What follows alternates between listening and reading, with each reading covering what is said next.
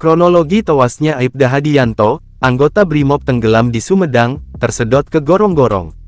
Anggota SAR Satuan Brimob Polda Jabar, Aibda Hadianto tenggelam di bendungan bekas disposal Tol Cisumdawu, Kecamatan Rancakalong, Kabupaten Sumedang, Jawa Barat, Selasa tanggal 9 Januari tahun 2024. Kepala Seksi Humas Polres Sumedang, Ibtu Awang Munggardijaya mengatakan, awalnya ada laporan kalau di bekas disposal Tol Cisumdawu jebol yang mengakibatkan debit air di bendungan surut. Jebolnya saluran lama tersebut, tebing-tebing yang di sisi bendungan longsor, mengancam perumahan warga yang berada di atasnya.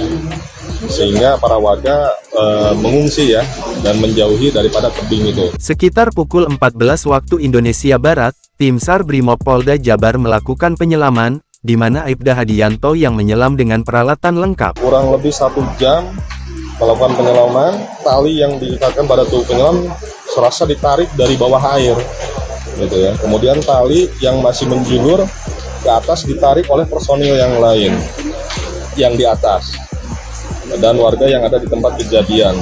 Setelah ditarik, kemudian diberikan pertolongan ya, jadi kondisi korban sudah tidak sadarkan diri ya. Sesampainya di permukaan, Aibda Hadianto langsung diberi pertolongan lalu ditolong tim SAR di atas perahu, termasuk ada anggota Koramil Rancakalong, dan dari Polsek Rancakalong. Namun dalam perjalanan tadi menuju Rumah Sakit Sumedang, kami mendapatkan informasi bahwa almarhum ya sudah tidak ada ini ya, tanda-tanda kehidupan. Namun sudah sempat dilakukan tindakan oleh pihak rumah sakit. Jadi sudah sempat menggunakan alat-alat untuk